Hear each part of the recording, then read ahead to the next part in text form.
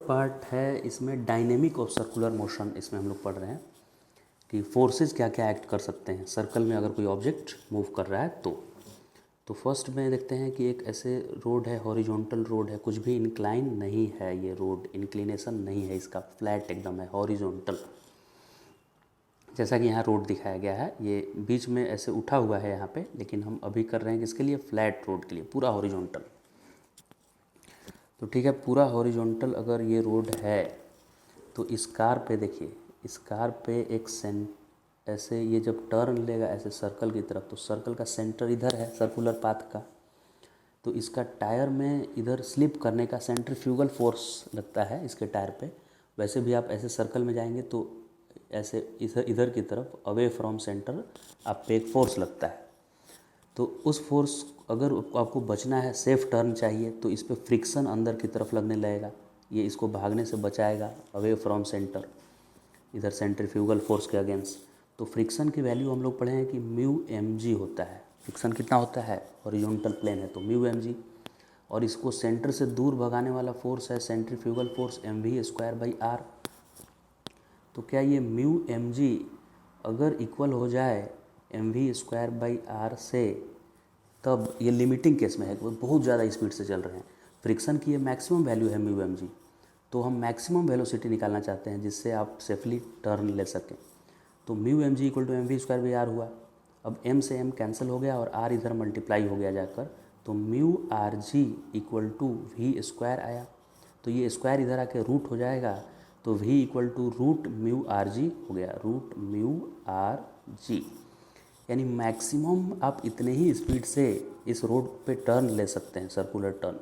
यहाँ mu road का rough जितना रोड है उसका कोएफिशिएंट ऑफ फ्रिक्शन है, आर रेडियस ऑफ कर्वेचर है, और G acceleration due to gravity. Radius of curvature मतलब ऐसा सर्कुलर रोड है तो इसका कहीं तो रेडियस होगा, इस सर्कुलर आर का, ये रेडियस ऑफ कर्वेचर है।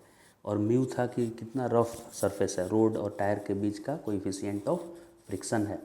तो कितने स्पीड से आप, स्पीड लिमिट आपकी क्या होगी, रूट म्यू आर जी। अब अगर रोड को कर दिया जाए इंक्लाइन, अगर फ्रिक्शन नहीं है रोड पे, तो रोड को ऐसे टेढ़ा कर दिया जाता है, ऐसे स्लोप, मतलब जिधर सर्कल का सेंटर होगा ना उधर गड्ढा जैसा रहेगा, और अवे फ्रॉम सेंटर के जगह पे थोड़ा उठाया हुआ रहेगा, ऊपर स्लोप बनाया हुआ रहेगा। तो इधर देखिए सेंटर की तरफ है और इधर ऊंचा किया हुआ है, रोड को ऐसे ऊंचा किया हुआ है हाइट पे।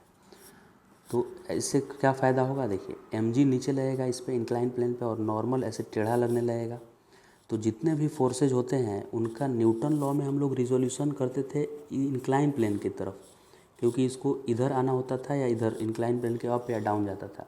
लेकिन सर्कुलर मोशन में जितने भी फोर्सेज हैं उनका रिजोल्यूशन हम सेंटर की तरफ करेंगे, सर्कल के सेंटर की तरफ किया जाएगा, इसके तरफ।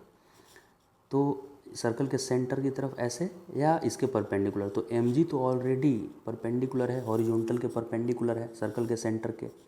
तो यहाँ नॉर्मल का ही रिजोल्यूशन किया जाएगा। तो नॉर्मल का ऊपर की तरफ रिजोल्यूशन हो गया एन कॉस थीटा, और इधर हो गया एन साइन थीटा।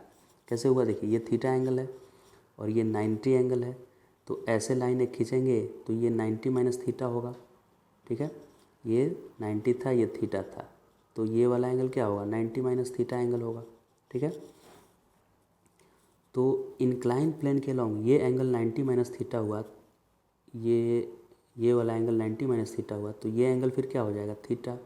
तो फिर ये 90 माइनस थीटा हुआ तो ये वाला हो जाएगा थीटा, ठीक है। ऐसे भी अगर ये इंक्लाइन प्लेन अगर हॉरिजॉन्टल हो जाए, यहाँ से टूट कर ये गिर जाए हॉरिजॉन्टल, तो ये नॉर्मल जो टेढ़ा है वो पूरा वर्टिकली अपवर्ड हो जाएगा। इसका मतलब कि ये जितना इंक्लिनेशन है उतना ही ये एंगल नॉर्मल बनाया है वर्टिकल के साथ। तो ये अगर एन है ना तो ऊपर एन कॉस थीटा हो गया, और उसका आगे की तरफ ऐसे सर्कल का सेंटर इधर है, सेंट्रीपिटल फोर्स इधर ही चाहिए, तो एन साइन थीटा हो गया इधर। अभी यहाँ आप देखिए ये रोड ऐसे इंक्लाइन है और ये पूरा हॉरिजॉन्टल लाइन है, और यहाँ पे कार ऐसे है, तो इसका सेंटर इधर होगा, सामने की तरफ सेंटर होगा। इस कार को ऐसे सर्कल में नहीं घूमना है, ऐसे टेढ़ा सर्कल में, इस कार को ऐसे थोड़े रोड पे ऐसे घूम के ऊपर थोड़े आ जाना है, ये तो कार आगे चला जाएगा कहीं और, तो उसका सेंटर ऐसे कहीं होगा, हवा में कहीं होगा, हवा में सेंटर, ठीक है। तो ऐसे सेंटर यहाँ पे है, तो सेंटर की तरफ एन साइन थीटा आया, और सेंटर से दूर हमको भगाता है mv²/r, तो n sin थीटा ही mv²/r होना चाहिए। और mg को कौन बैलेंस कर रहा है, n cos theta, so n cos theta equal to mg।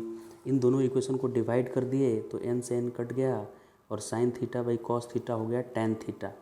और राइट साइड में डिवाइड किए तो राइट साइड में mv²/mg किए तो m से m कटा तो v²/rg आया। So tan theta equal to v²/rg, फिर rg इधर मैंने मल्टीप्लाई कर दिया, so v² equal to rg tan theta and v equal to √rg tan theta.